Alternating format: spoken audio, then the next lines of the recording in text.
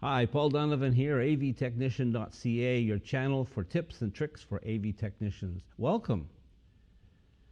Somebody asked me in one of the comments about the way the work pays for being an AV technician. And I thought today I would take the opportunity to share with you a little bit about how we are contracted, at least in the type of AV technician work that I do, how we are contracted with our AV companies. So if you like this video, please click like. If you want to subscribe and follow my videos, please don't forget to click on subscribe. I also have the comments turned on, and you're welcome to leave comments. I welcome your comments. So in one of my early videos, I talked about how we are freelancers.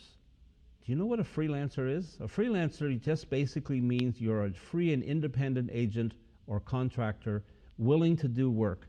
You're not under the control of the employer. Now, when I first started doing this work over 22 years ago, I was a contractor. Therefore, I had my own company, and I would submit my time invoice to the company, to the AV company, and they in turn would pay me. But I was treated as a supplier, and so I would never know when I would get paid. I didn't follow the payroll system. Then after a few years, my AV company that I work with almost exclusively, they said we have to become employees. So then we became freelance employees.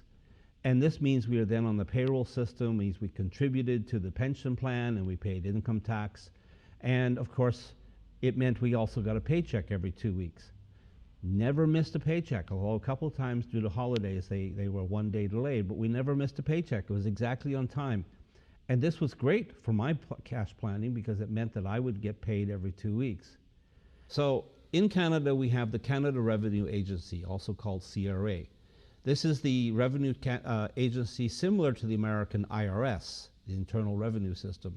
I don't know what it's called in other countries, but I'm sure in your country there's some form of a revenue agency.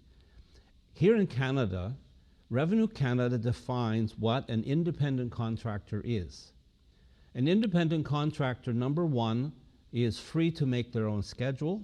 Number two, provides some or all of the tools to be able to do the job. And number three, there's a reasonable opportunity to make some profit. Now, when I first started out, I had my own company, and so I was working for my company. My company was billing my AV company that I was working for. I was an employee of my company because I had an incorporated company. Now, not all freelancers set up an incorporated company. A lot of them are just work as proprietorships. And if you know what a proprietorship, it means it's basically a business you operate under your own name. A proprietorship is the simplest type of business to operate. It has all the rules of tax deductions, expenses, and all that other stuff, all the same rules. But you are basically running a business that is yourself as a person. When you run yourself as a corporation, as I do, I have a corporation because I have more than just the one client, more than just the AV company that I work for. I also have other clients that works for, so I bill my services out using my corporation. And so I am actually technically employed by my corporation. Doesn't mean I make any more money than I would otherwise, but that's where my T4 comes from, is from my corporation.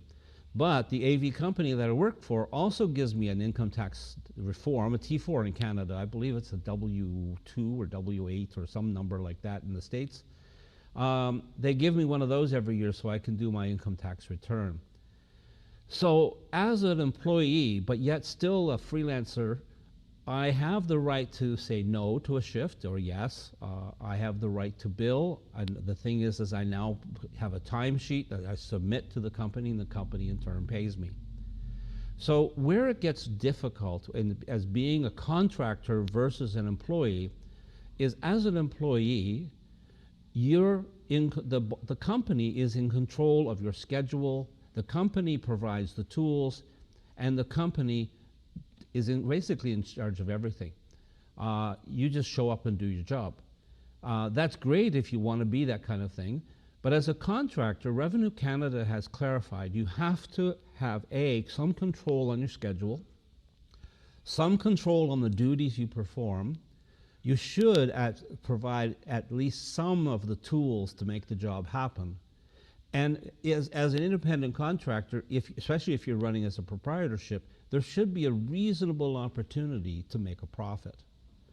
This is where a lot of businesses run into trouble, is when they hire independent contractors and they control the schedule, they provide the tools, they provide everything, and there's no opportunity to make a profit or loss. You got to remember, profit equals also can be loss.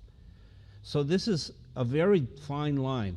When you're working as a freelancer, this is part of what they call the gig world these days. You're hired for the job and then you're fired. That's basically the way it works. But nowadays we try to clarify, because the Revenue Canada, the IRS, and the other revenue agencies are watching us more closely closer.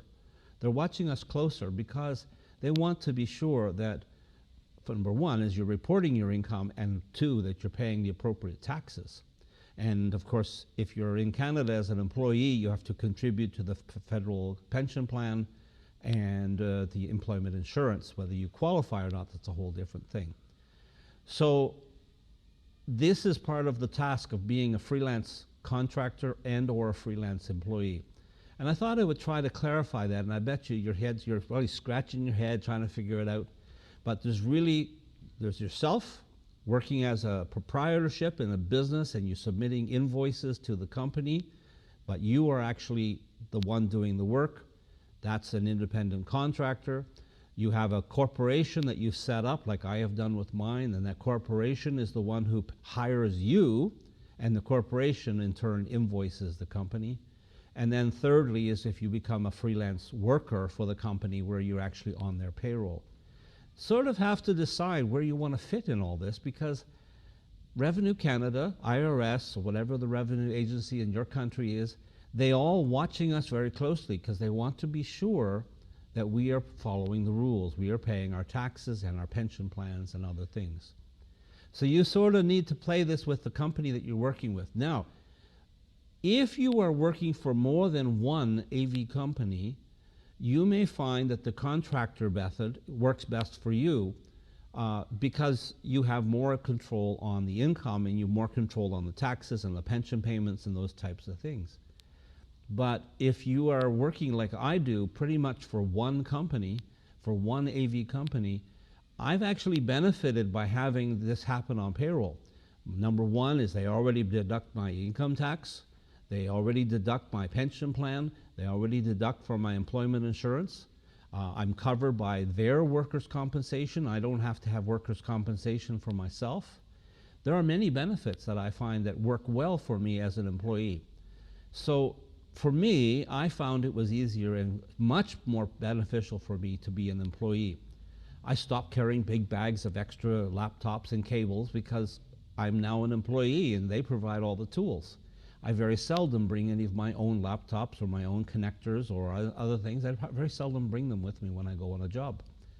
So I like being the contracted employee, but you, on the other hand, will have to decide what works best for you. An independent contractor as a proprietorship, setting up a corporation, I wouldn't recommend it unless you have many clients.